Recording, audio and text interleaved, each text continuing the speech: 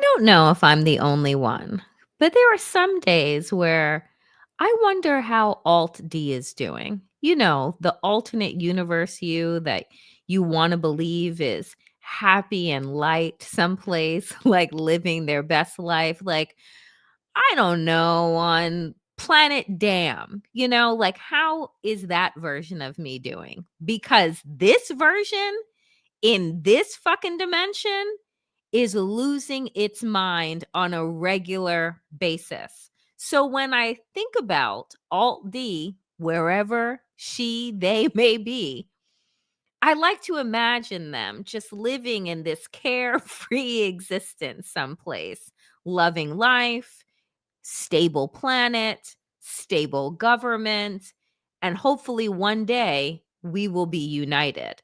Because until then, she's just a fantasy in my head while the real version of me tries not to be committed to an insane asylum by reading the news on a daily basis. Folks, it's only Tuesday.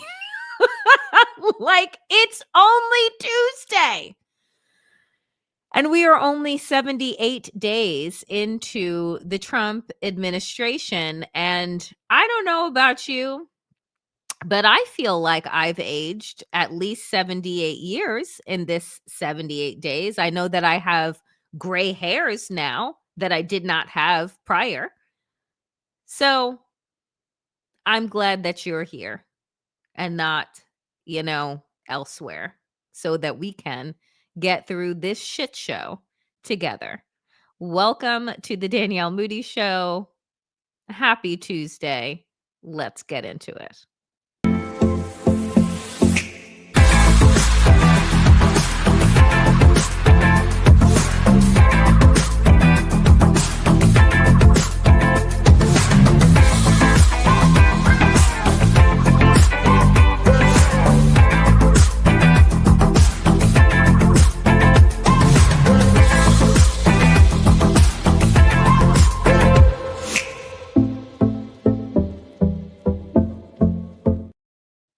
It's like that scene in Titanic. It's been 84 years. It's been 78 days, dear friends, into this administration. It's hard to believe. I believe Alt D, the alternate version of myself, is living someplace where Kamala Harris is president and we're all enjoying life and living in joy and, excess. And the biggest thing that we're doing is commenting maybe on her latest policies to bring world peace and her outfits that Vogue magazine is covering. Like, that's the world I want to be in. But of course, majority of Americans said, fuck that. We want pain and suffering. We want hopelessness. We want our small businesses to go bankrupt. We want just, Donald, Donald, Donald. That's what we want. And that's now what we have. So where does one begin? Where does one begin? This is what I was thinking about today. I'm going through the news and I'm like feeling nauseous. And I'm thinking to myself, what does damnation need to hear today? Well, I decided that we would start here at the Supreme Court of the United States. The Supreme Court, on the building, reads equality, justice, under the law. I don't know if anyone has a large enough chisel, but we should probably get to work, on a rebrand, because that is not any of the things that they are actually doing these days at all. And if you were paying attention yesterday, the Supreme Court overruled a lower court's decision by Judge Boasberg that ordered a temporary order to stop the Trump administration's use of the Frankenstein piece of legislation from the 18th century with regard to the Aliens Enemies Act. And the Supreme Court yesterday, in a 5-4 decision, said, fuck due process, essentially. I'm not a lawyer, but you know. So the Supreme Court ruling, according to CNN, that permits Donald Trump to use a centuries-old wartime authority to speed deportations is drawing sharp criticism from immigration experts and anyone with a heart or empathy, who feared the decision would erode immigrants' due process rights to have their cases reviewed before they're sent to a foreign prison. The court's 5-4 ruling Monday night requires those challenging Trump's use of the Alien Enemies Act to rely on a complicated and rarely successful legal process known as habeas corpus, and to potentially file those claims in some of the most conservative federal courts in the nation. This court, this fucking court. This court is a stolen court. I just want to remind everybody that there are two seats, on this court that were not for Donald Trump.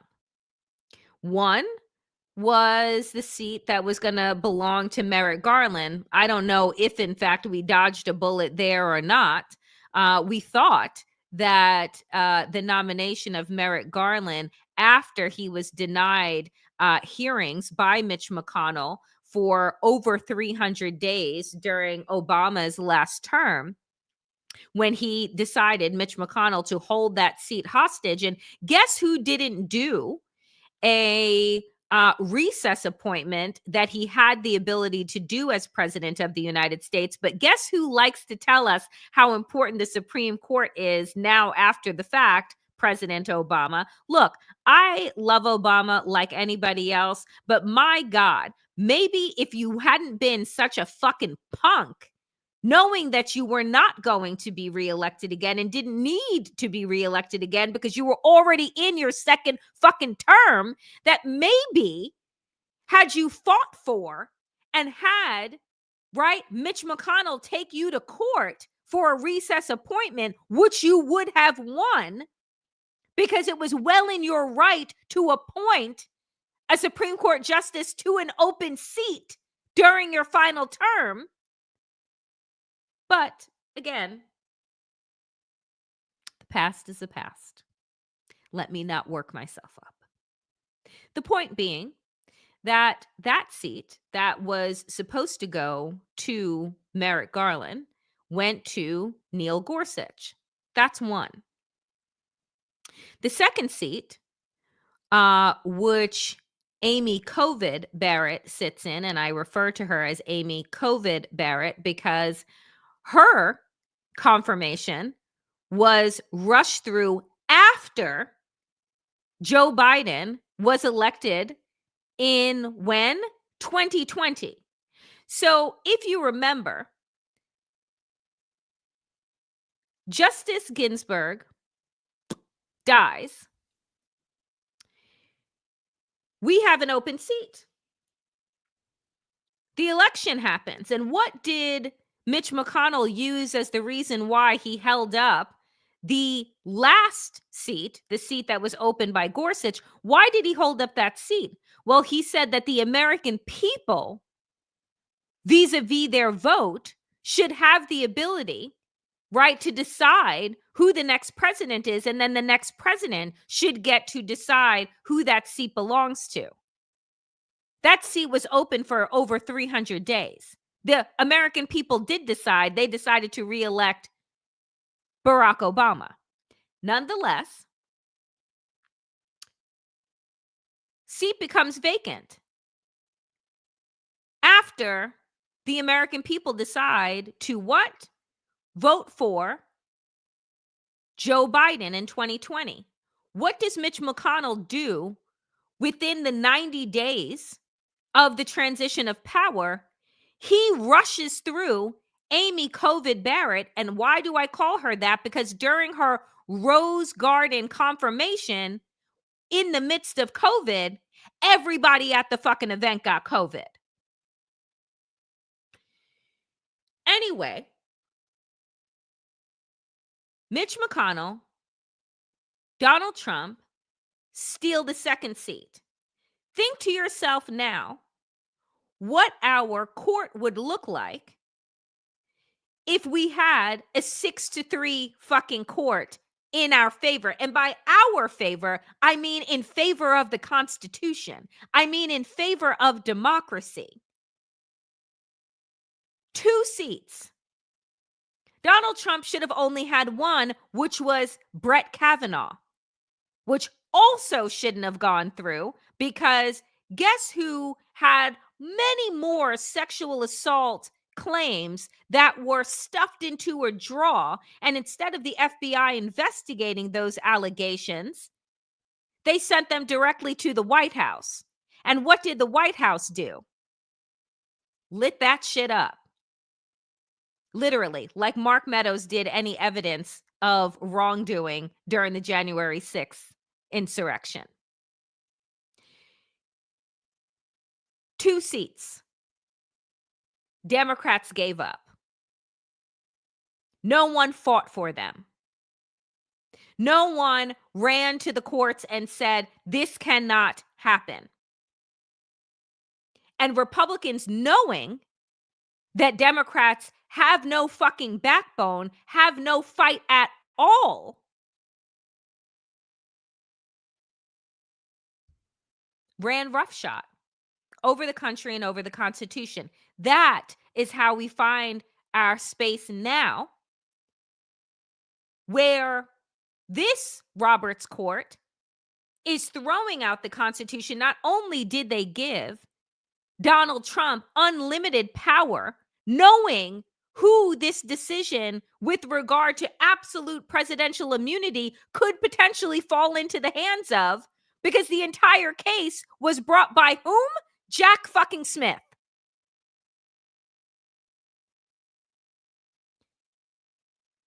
They gave Trump the matches, they gave him the gasoline, and they said, go have fun, to the constitutional arsonist. So their decision comes down 5-4. Donald Trump can deport whomever he wants and does not need to show any type of due process. And this is what CNN goes on to say as they are analyzing the court's decision yesterday. The lack of clarity around how people facing deportation under the 1798 law will be notified and whether they'll be able to access a lawyer to help them navigate that process is prompting questions about whether Trump's targets under the act will actually receive the due process the Supreme Court majority promised in its unsigned opinion.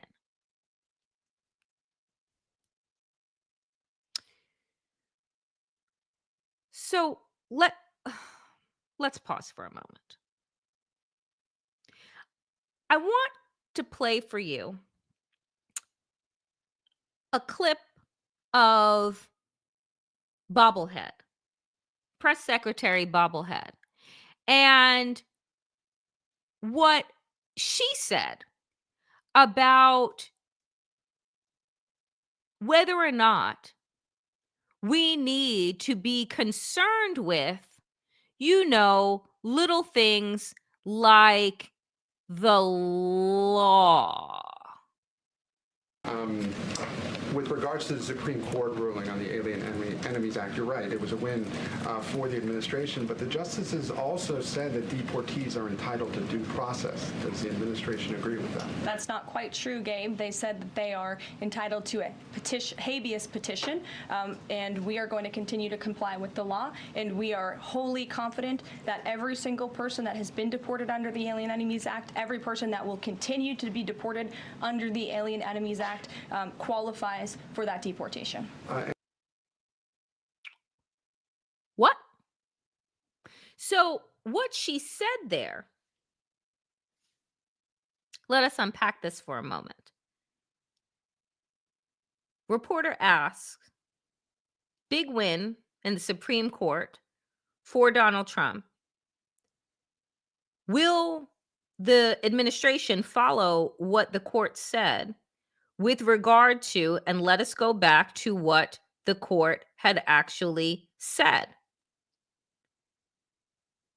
The 5-4 ruling Monday night requires those challenging Trump's use of the Alien Enemies Act to rely on a complicated and rarely successful legal process known as habeas corpus, and to potentially file those claims in some of the most conservative courts.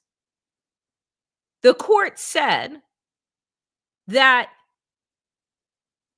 while they disagreed with the lower court's decision that these people who are being deported and detained are being done so without due process, meaning what is the process with which you are charging them? Do they have a right to refute those charges? Are those charges even legitimate to removing them from the country? We talked about this yesterday when 60 Minutes did a deep dive over the weekend and said 75% of the 230 some odd men that were picked up off of the street and deported to an El Salvadorian torture prison didn't have criminal records. 75% of them. The 22% that did were nonviolent, meaning that they had shoplifting or trespassing arrests.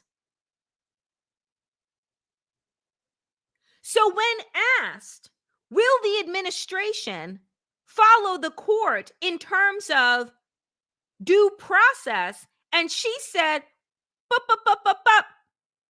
oops, we don't got to do that.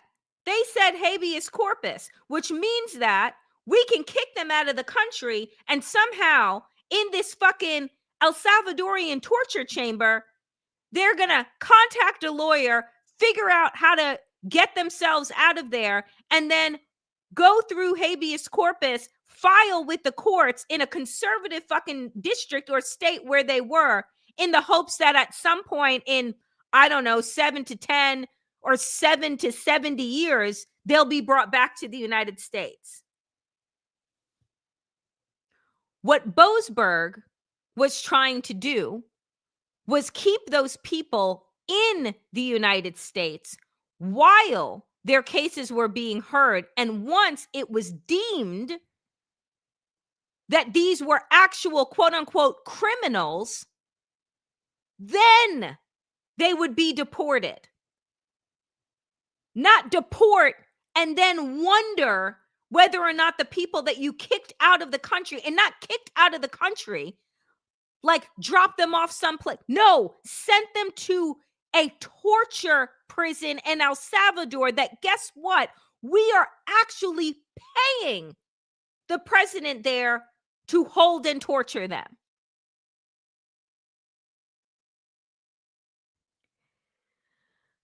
You can't make this shit up. You really cannot make this shit up. Talk about people hating their jobs right now. I can't imagine going to work on this, like the Supreme Court, being nominated for it, being seated on the Supreme Court is like the top of the fucking Everest of the judiciary of law. Being on the Roberts Supreme Court is akin to saying, no, don't take me to the Michelin star restaurant. I want to eat off of the garbage can. So this is what Sotomayor, who wrote the dissent, was the principal on the dissent, wrote. Quote, critically, even the majority today agrees, and the federal government now admits, that individuals subject to removal under the Alien Enemies Act are entitled to judicial notice and review before they can be removed, she wrote. And that, she said, should have been the end of the matter. Instead, she said the court went further than it had to, granting the government, quote, extraordinary relief and tossing out the lower court's orders without, quote, regard for the government's attempts to subvert the judicial process throughout this litigation. Because the court should not reward the government's efforts to erode the rule of law with discretionary, equitable relief. I respectfully dissent.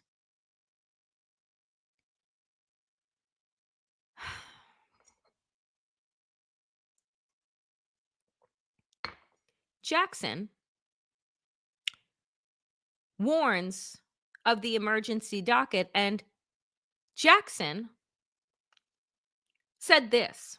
Jackson noted that the court has on occasion lived to regret decisions that it reached in times of great stress, pointing as an example to the internment of the Japanese in World War II.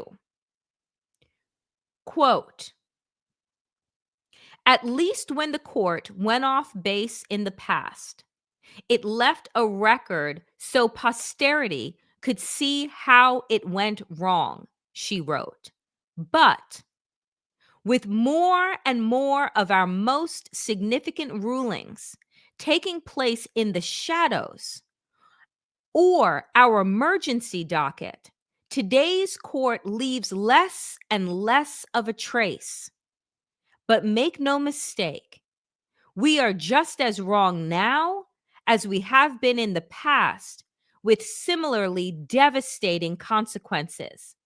It just seems we are now less willing to face it.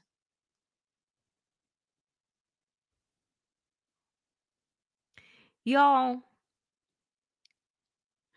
when I tell you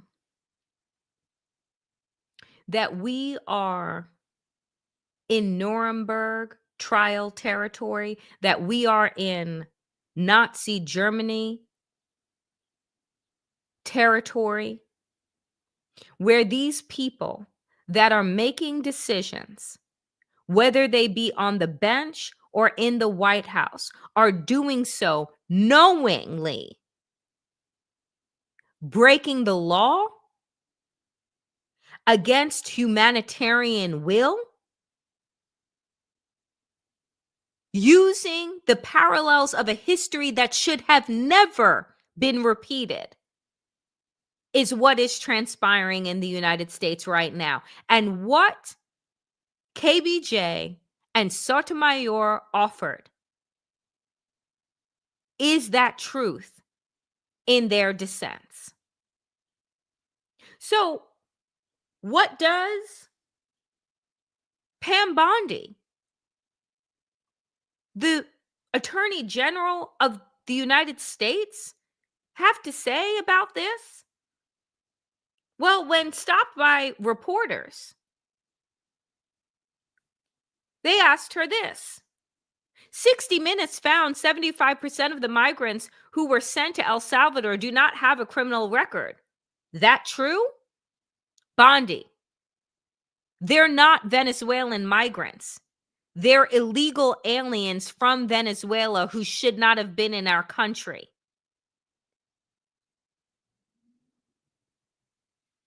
What? Question. So you're confirming they didn't commit a crime. What does Bondi do after that question? She turns around and leaves. Folks, they are telling us to our faces they don't give a fuck about the rule of law. They don't care what the judges say, just as Tom Homan, the border czar, offered. I don't care what the judges say. We're going to keep the planes full. We're going to keep the planes loaded. They don't even refer to these people as migrants. They are not people to them. They are illegal aliens to them. They are what? Vermin to them. You have to understand the dehumanization, the decompartmentalization that these people are doing to create the most atrocious crimes against humanity. There is a man right now Salvadorian, a father, married to a U.S. citizen, has a child that was born in the U.S., who was picked up and sent to El Salvador. Mr. Garcia. The Trump administration has filed a petition with the Supreme Court to not release him, even though they know and have said it was a what? Clerical error. That this man was sent to a torture prison in El Salvador. They know they made a mistake. They've said so. And they're asking the court not to bring him back. Now, folks, think for a minute. Why wouldn't the Trump administration want this man back in the United States after being sent to El Salvador? Why do you think he wouldn't want them back after being sent to a prison in El Salvador? Maybe because he would offer to the American people through the media the absolute hell and terror and degradation and dehumanization that he has experienced, that he could tell us from his own mouth, from his own experience, what is happening to the people, the human beings that are being kidnapped and deported out of this country, what is happening to their bodies, what is happening to their minds, and whether or not they're even still alive. But what this administration doesn't want is for us to know the truth. So better to keep him there, if in fact he's still alive, so that he can't speak out. So we won't know what's going on, because this administration is working off of the idea of out of sight, out of mind. We got rid of the criminals. Applaud us. Celebrate us. You're safer now. But what is the next thing that they're up to? This. Donald Trump says he loves idea of sending Americans to El Salvador prison. And bobblehead press secretary said today that they are what? Looking into it.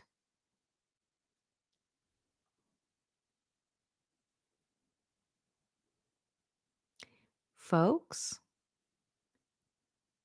they are gearing up for what I believe is going to potentially be on par with the most devastating period in world history outside of the Atlantic slave trade that went on for centuries. The human beings, babies that were trafficked across oceans for centuries to build white empires. Outside of that atrocity that we still bear the scars of and policies from, the Holocaust.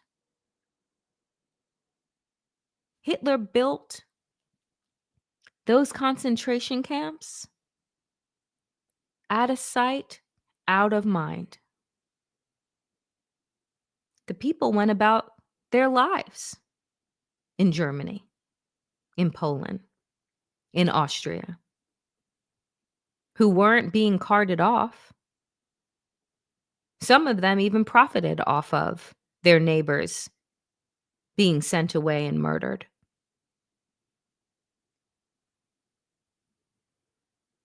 This is where we are.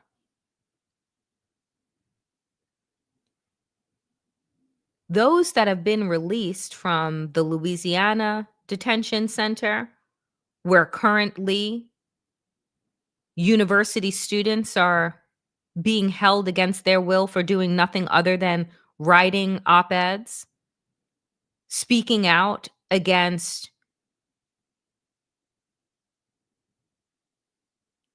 genocide.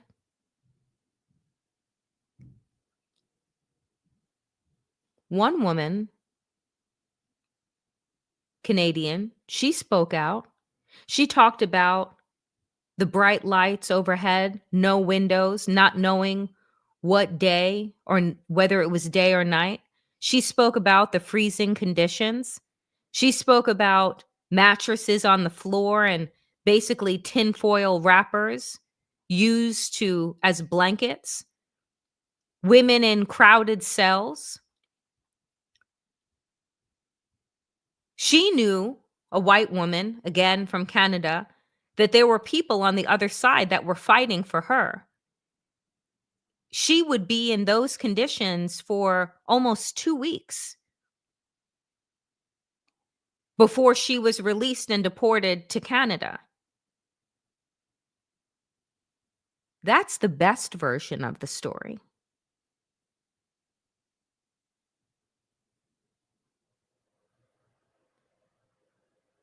In El Salvador, we have no idea what the fuck they're doing. But we can have some ideas. Oh, my friends. And so I came across this post today on Blue Sky, which sent shivers up my spine, from Karen Atta. It's a miracle any non-white, non-straight, non-citizen person in America is getting any work done right now. While the regime is actively trying to purge us from government, workplaces, universities, from its websites, and from society in general. Response, Justin Young. We have to. Otherwise, we're first in line to the fields to pick crops for sub-minimum wage or El Salvador. I wish that these were just dark jokes. They're not. It's like living in this crazy in-between space where you know that something even more terrible than what you are hearing and seeing is coming. Like we're waiting for the other shoe to drop that is yet to drop, but we know that it's not going to be a shoe. It's going to be like a fucking sledgehammer. And all I keep thinking about when thinking about the Supreme Court's decisions, the lack of care and concern and compassion or empathy from this regime is this: colonialism was legal, slavery was legal, the Holocaust was legal, Jim Crow was legal, apartheid was legal. Legality is a matter of power, not justice. And so, for folks that continue to talk about this is illegal, blah, blah, blah, and we're watching as the Supreme Court says, no, oh, there are no rules that are broken, or as a matter of fact, we're changing the rules altogether. All of the most heinous actions that we know that have taken place in this country and around the world have been legal. The courts have been complicit.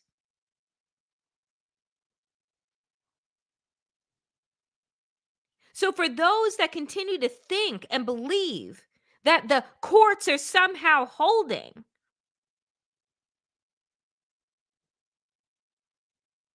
they are not.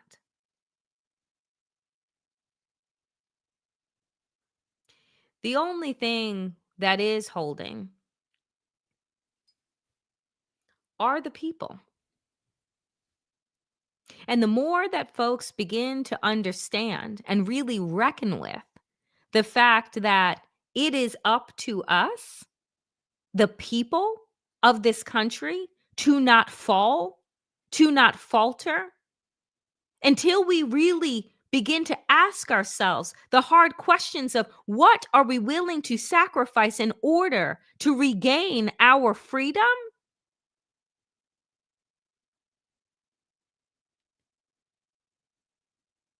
We're not going to get anywhere. Because there will come a time when this microphone is taken from me, is taken from us, and then what? And that time is soon. Trust me when I say that I am worried and scared most days, and I still turn it on.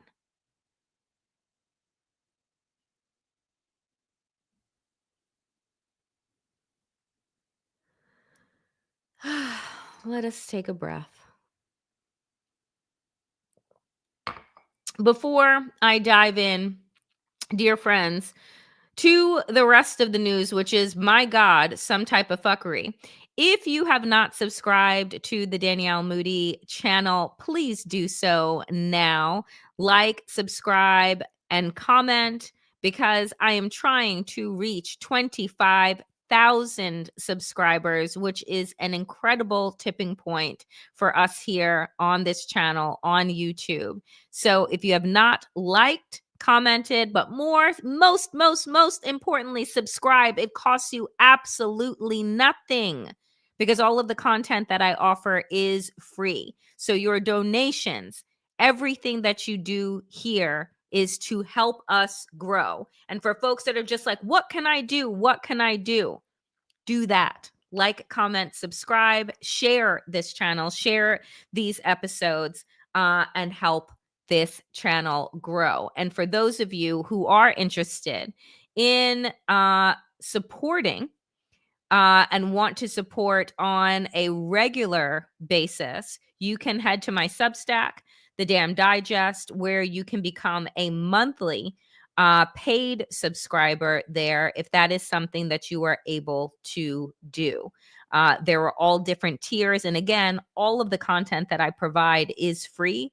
But for those that are willing and able, there is a monthly paid subscription at The Damn Digest. All right, back to our regularly scheduled fuckery. Let us go. So, friends, did you see where the markets closed down today?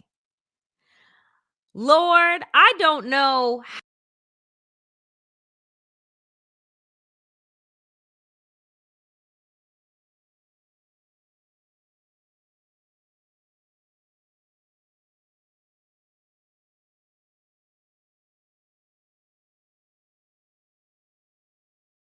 Anyway, uh-oh. Here I am. Hold for 1 second. We had a hiccup. I have done this, friends, before, and it is a disaster. Hold 1 second. So here's where we are. Here is what has happened. And I do this every single time.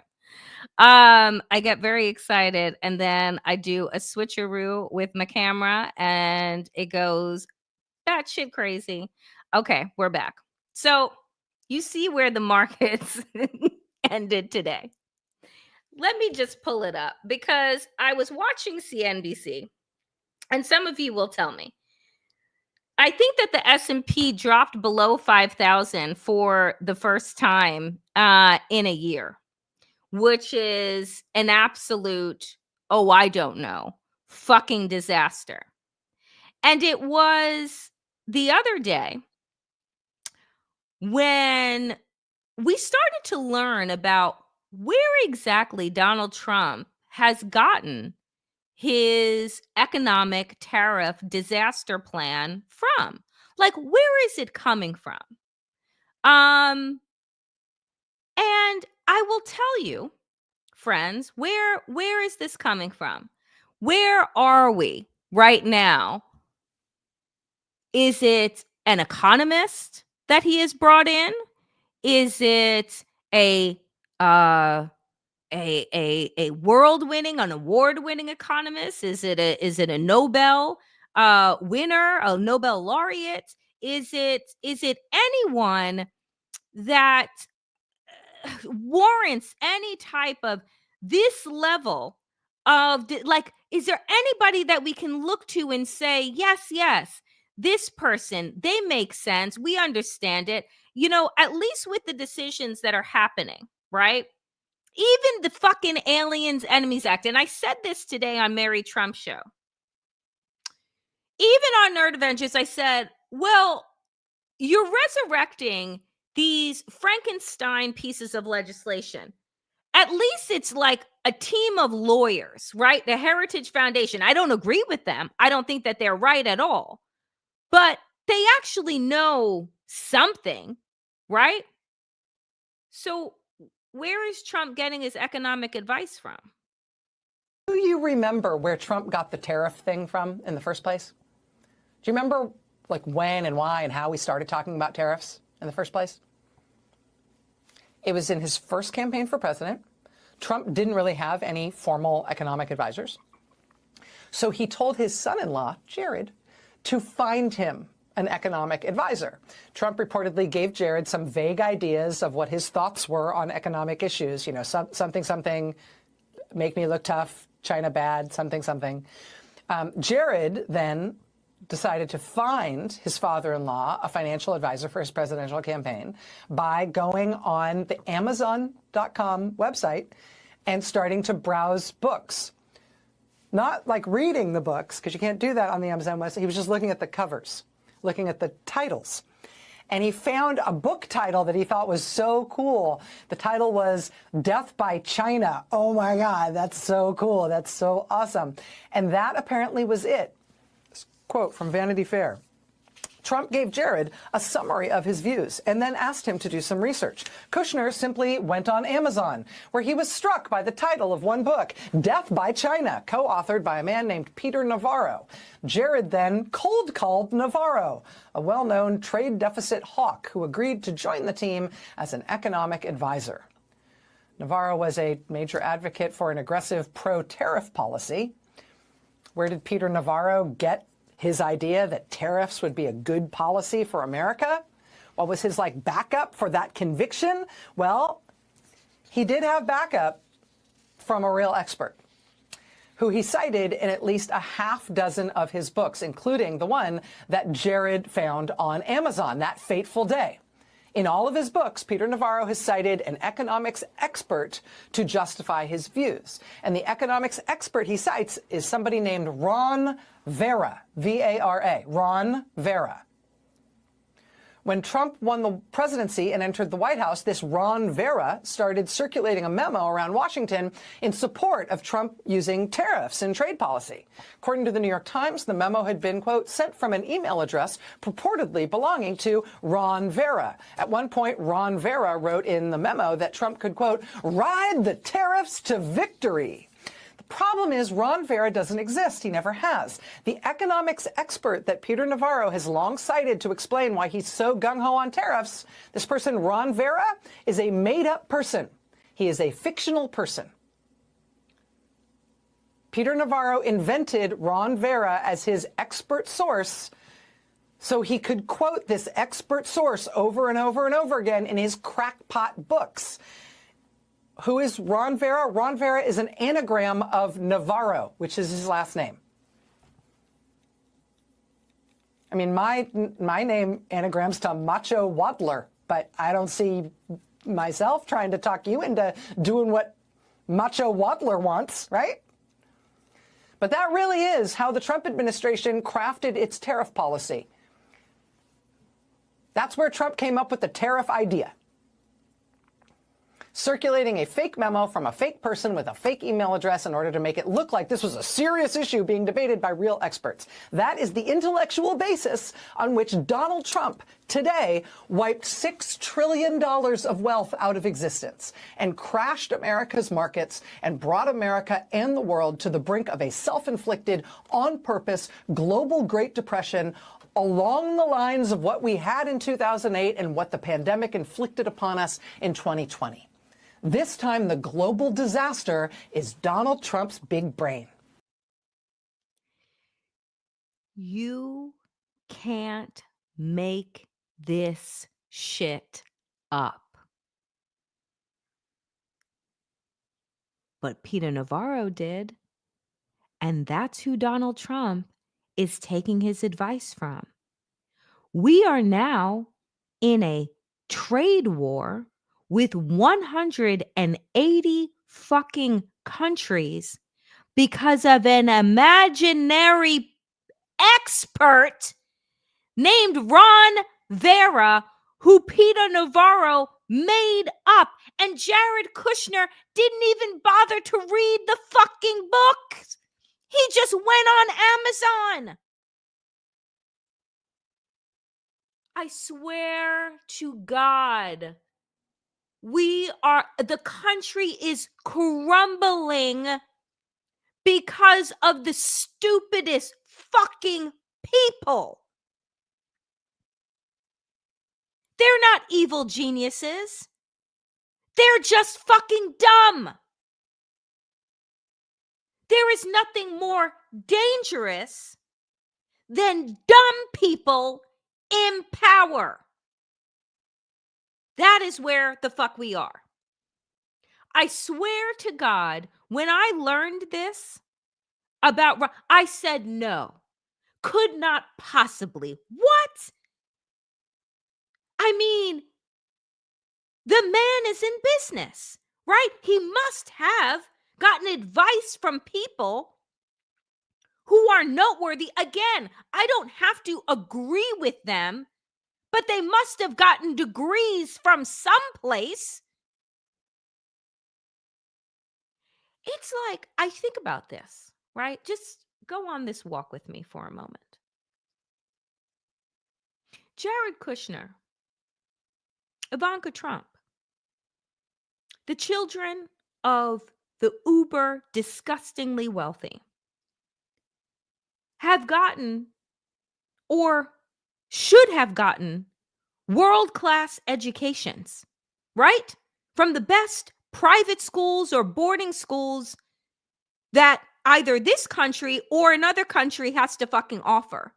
And you're telling me the best Jared Kushner could do was what, like a fucking middle schooler can do for a book report, which is go and Google Amazon and do a search where you don't even get to read. He didn't even get Cliff Notes. And now I'm dating myself.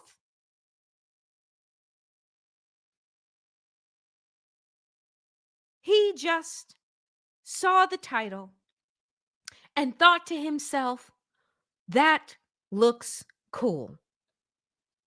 And then called up the guy and said, come on and join the campaign as our economic advisor. No experience necessary. That is literally just should be the mantra of this entire fucking regime. No experience necessary. And yet, they're the same people that are telling the rest of us who are black and brown and women and queer and people with disabilities that have buco fucking degrees and resumes that are longer than like a fucking marathon, that we got our jobs because of the fact that we're black, and they have no fucking resume, no experience, no nothing. Let me take a breath before I lose my voice and my blood pressure. Like when you think to yourself, you know, that thing called imposter syndrome, you know, where you get a job and you're just like, oh, I don't know if I really know how to do it. And you're just like figuring it out. And you're just like, you're feeling as if you shouldn't be there. Remember how Peter Navarro got his job. Okay? Just hold that in your pocket and know that wherever the fuck you are more than qualified to be. I don't ever want to hear anyone ever say again, I'm not sure if I can do the fucking job. Oh, you can do the job. If a fucking weekend host at Fox can be Secretary of Defense, you can be a fucking ballerina at 70 years old with arthritis at this fucking point, okay? You can do whatever you want. Just remember that.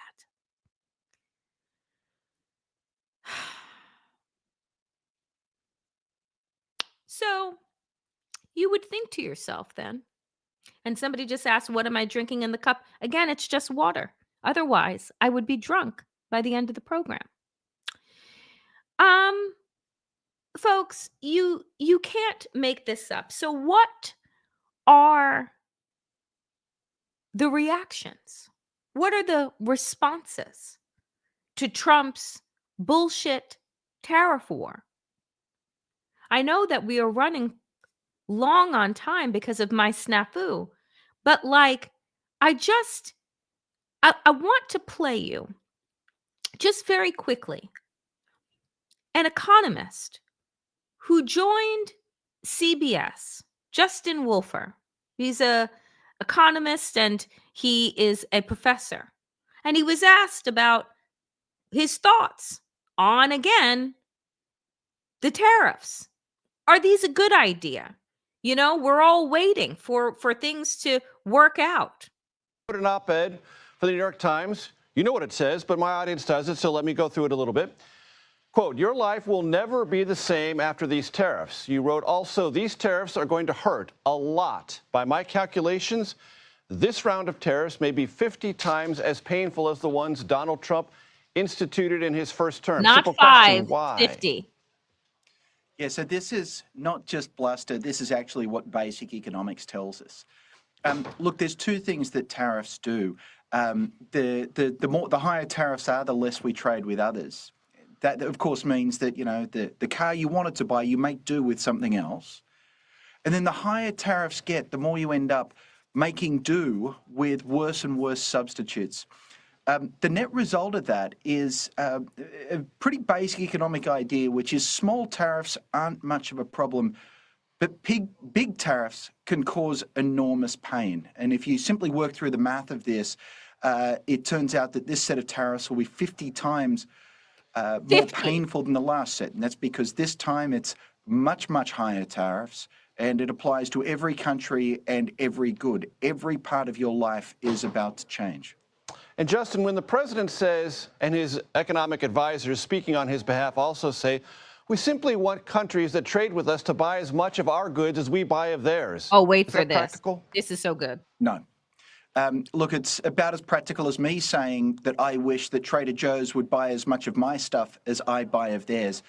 I go to the grocery store, I spend a lot of money there. I do so willingly because I can use what I get for that money, food, to feed and nourish my family. But Trader Joe's and I don't have balanced trade the same way China and the United States don't have balanced trade. I turn up to Trader Joe's, I offer to sell them economics lectures, but it turns out they don't want to buy what it is I'm selling. Now, it doesn't create any economic problems because the University of Michigan is willing to buy what I'm selling. So overall, Justin Wolfers Inc. is doing just fine. And the same logic goes for the United States. Overall, the US gets a pretty good deal out of international trade. We buy some stuff, we sell some stuff, and all of our lives are enriched because we get plugged into the enormous variety of wonderful products that people all around the world make for us and with us. If Howard Lutnick, the Commerce Secretary, were here, Justin, he might say, okay, let's take your example.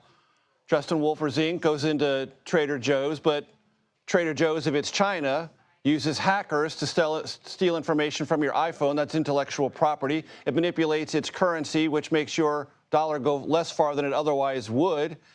And it subsidizes its products in ways you can't for your incorporation. They say all of those things underlie an unfair trade relationship. How do you respond to that? Well, I think when you tried to make his story make sense, it sounded utterly absurd. Look, there are serious trading issues. There are, for instance, big questions about intellectual property theft from China. If that's the question you want to solve, then what you need to do is think about tariffs and reaching out to the Chinese on the specific set of strategic goods. It doesn't tell you that you want to put tariffs on Australia, tariffs on Madagascar, tariffs on India, tariffs on the whole world. If what you have is strategic goals, you have strategic tariffs. What we have is across-the-board tariffs, which appear to have no real rationale at all. And Justin, I want to ask you something that my colleague Ron Vara brought up when he was joining us from the North Lawn of the White House, quoting the president saying, America's wealth was never greater by percentage than the years 1870 to 1913. Listen to this. Evaluate that. Stupid, moronic. Let's be serious about this. There was no outdoor plumbing, no indoor plumbing. You had to go outside to use the toilet. You didn't have antibiotics. You didn't have vaccines. You barely owned anything. Even just go back to your grandparents' era. Your grandparents probably grew up with 3 wooden toys. My kids grow up with enormously more. Look, if you want to go back to 1890, he's got exactly the right set of policies in place. What is... If you want to go back to 1890, he has the absolute right policies in place. And that's exactly what I think this administration is hell-bent on doing, is going backwards. Because everything that they have done over the last 78 days has been about dragging this country, kicking and screaming, into the 18th century. Do you know who didn't have rights in the 18th century? Black people. They weren't even people. Do you know who else didn't have rights? Women. There is an act on the floor right now in the Senate to make it harder for women to vote. Ask me how. How, Danielle? Let me tell you. Because guess what women do in marriage? They are more likely to what?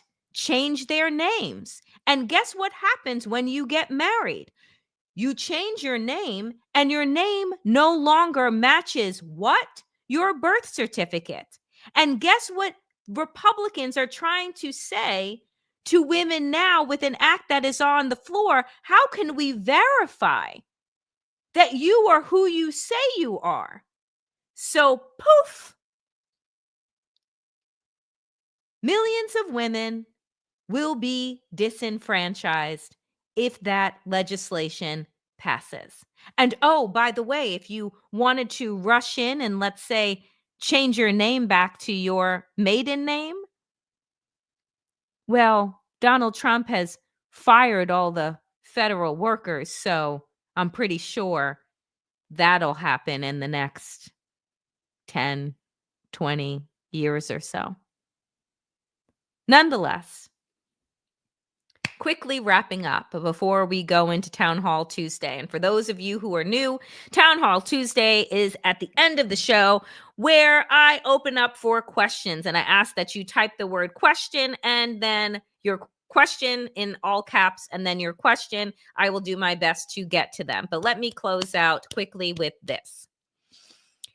So what has happened now that Donald Trump has all of these tariffs? What has happened now that at midnight tonight, 104% tariffs will be placed on China? Because guess what China doesn't do in a fucking fight? Blink. Okay? So what are some of the things that are happening? Well, Microsoft cancels $1 billion project to build 3 data centers in Ohio just 5 days after Trump tariffs. Licking County, which is a real place apparently, Licking County, Ohio, will now lose roughly 1,000 jobs and $150 million per year in revenue for the local economy, 400 to 600 construction jobs, and 540 permanent jobs were expected to be created at full operation of the 3 data centers. Microsoft said it abandoned the $1 billion project, quote, after careful consideration of the shift in economic forecasting. If the economy improves, the company will continue to evaluate these sites for future projects. In the meantime, Microsoft will still own the land and use it for farming, creating no new jobs. Are you great again yet? You feeling great again?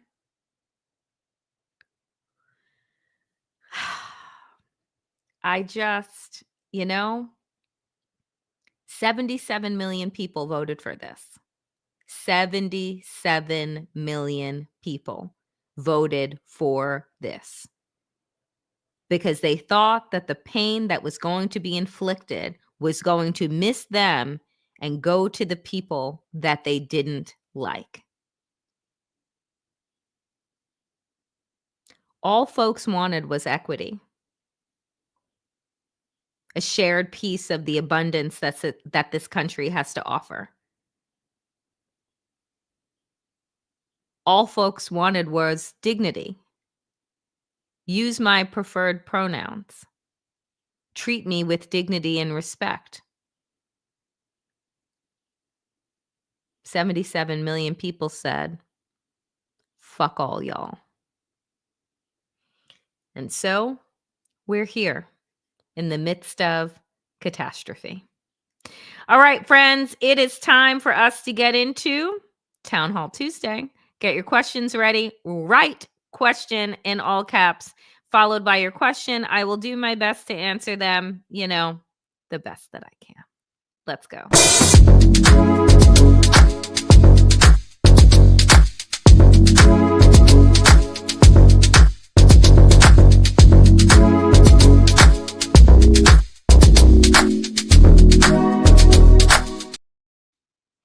All right, folks, it is Town Hall Tuesday, where you get the opportunity to ask me some of your biggest and best questions, and I will do my best to answer them. Type your question in all capital letters, and then I will go to answer them. Question: what is it that you hold on to convince yourself for another day that we can make the scars matter? What is it that I hold on to? Cloris, that is a very good question. And what is it that I hold on to? I hold on to the fact that, you know, the extraordinary amount of sacrifice that it took for me to even make it here, right? Like, I am a child of immigrants. I am a queer woman. My family came to this country in 1970.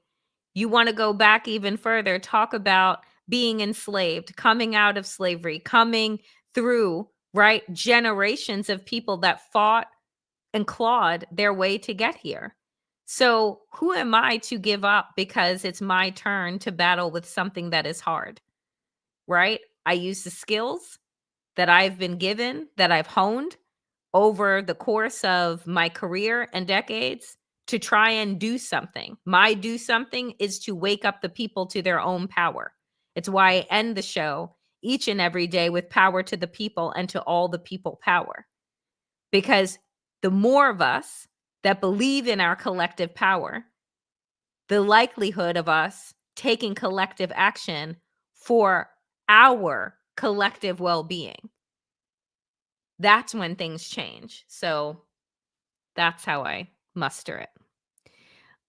Question: can we, the people, demand the Pentagon remove Donald Trump? It would not be up to the Pentagon to remove Donald Trump. It would be up to Congress. And we tried that not once, but twice. And guess what Republicans did? Not a fucking thing, which is why we're here. Question: am I the only one that feels like they're drowning daily? No, Samara, you are not.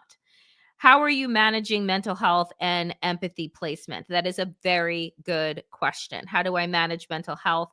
I meditate multiple times a day. I spend a lot of good time with friends and family. I try and do things that bring me joy, like spend time in nature, working out, and connecting with beauty, and, remembering that there is more to this planet, more to this moment than just sheer pain.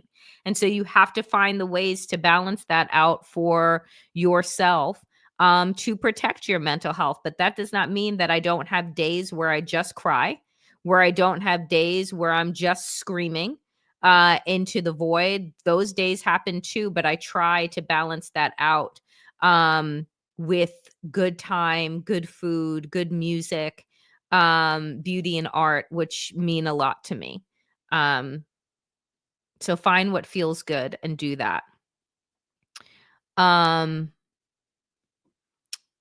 Question: does the American public have the willpower to engage in a sustained protest movement against the Trump regime and moneyed interests? Gus, that is a very good question. I think about, and I have talked about this before, I think about the Montgomery boycott. Montgomery boycott had Black people abandon the Montgomery public transportation for well over a year, walking in rain, sleet, and snow for miles to get to where they needed to go, because they were not going to pay the money to be humiliated, to be discriminated against.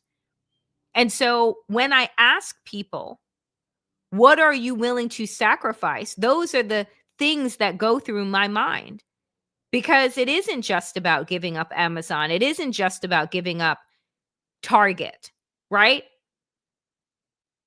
It is going to be about real hard sacrifice. And what are people truly willing to do in order to get to freedom? Those are the things that we need to start asking ourselves, because though that moment is coming. What are we saving? This is a question that I'm asked often. We're saving us, right? America has never lived up to its promise for all people. And there are times when I believe that things do need to be burnt down to create fertile ground for something new to grow in its place. So what are we saving? I'm not saying to save a broken system that has had its foot on the necks of tens of millions of people in this country. I'm saying that we have to save each other. We are worth saving. We are worth saving to build what we should have had in the first place, which is a multiracial democracy where all people are given the opportunity to thrive. That is what we are saving.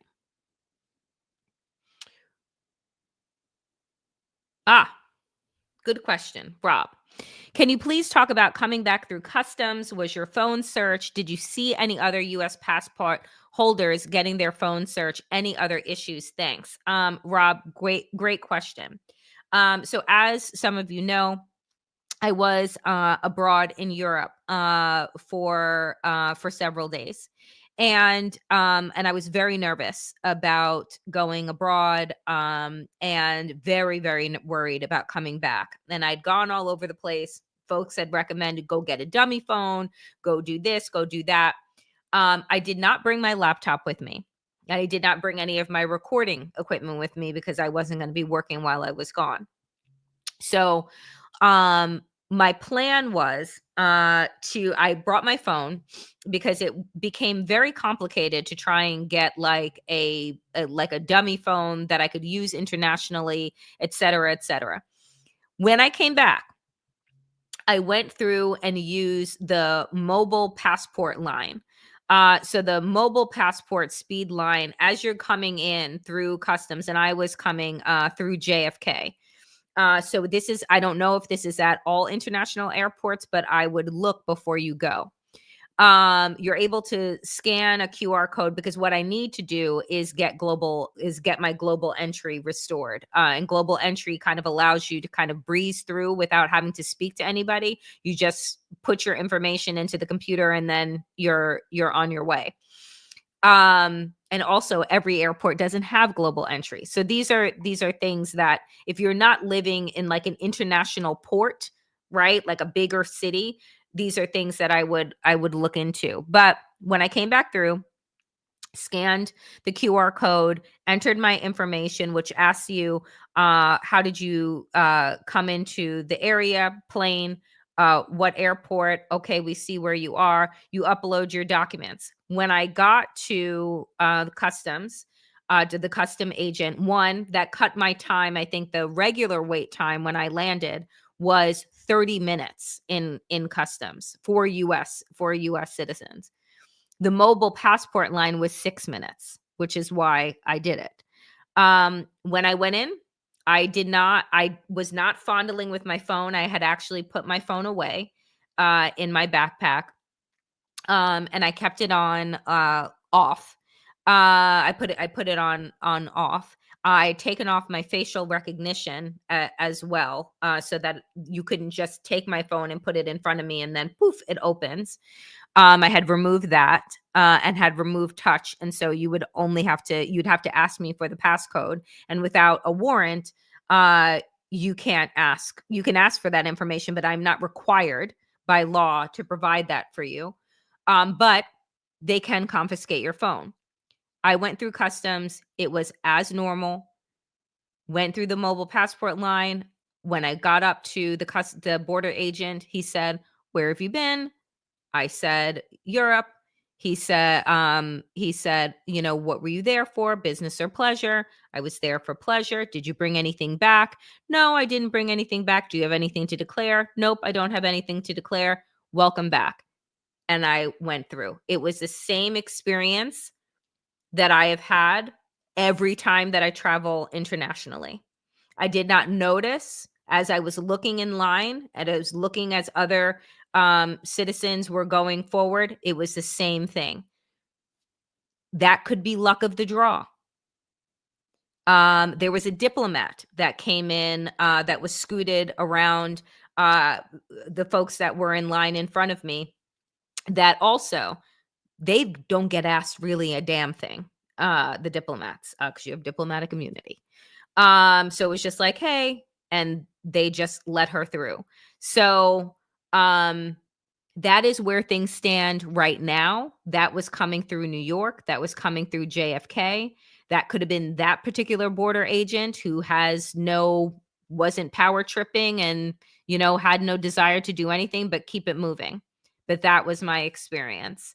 And, I appreciate it. Good question. How much TV should we watch each day? I don't know. I'm not a doctor. And if by TV you mean news, I think that you should limit, unless you want to go crazy. So, news pretty much repeats all day long. So pick somebody that you like, get the headline stories and keep it moving.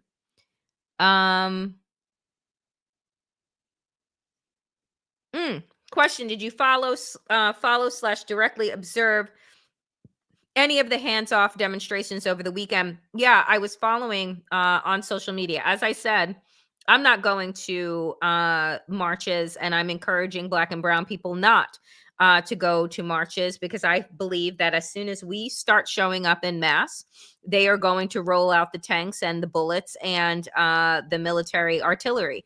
Right now, things are going fucking great, and I love that, and I love the majority of white folks that are showing up. And so I was watching, particularly in New York, the streets fill down 42nd Street in New York City. I was watching things that people were sending to me on Blue Sky and other places, and it was fantastic. One of the things that I will put up right now is that, so the folks behind Hands Off, I think it's Indivisible and 5051, they are planning another march on April 19th. And in their posts, what they are saying is that the group stated that they want 3.5% of the US population, more than 11 million people, to participate. And they cite that it takes 3.5% of the population to topple a dictatorship. This is what they've been posting on social media. I think right now it was 5.2% that showed up on April 5th. And so they're going to keep pushing, keep organizing to get more and more people out there. And I think that as the weather gets, nicer, and as this regime keeps doing their fuck shit, I think that more and more people are going to come out, and we're going to hit that threshold. I'm going to take one more question because we are so over time today. Question: do you think this proposed, quote, military brigade is a ruse to unleash martial law while the weapons are out?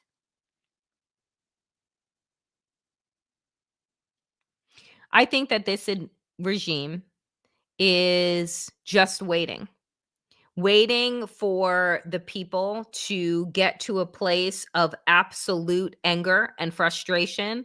And then they are going to unleash the hounds. And what we know is that this Supreme Court does not give a fuck. They're not going to do what just happened in South Korea, which is throw out their president. They're not going to do it. America, our Supreme Court is on the side of this regime.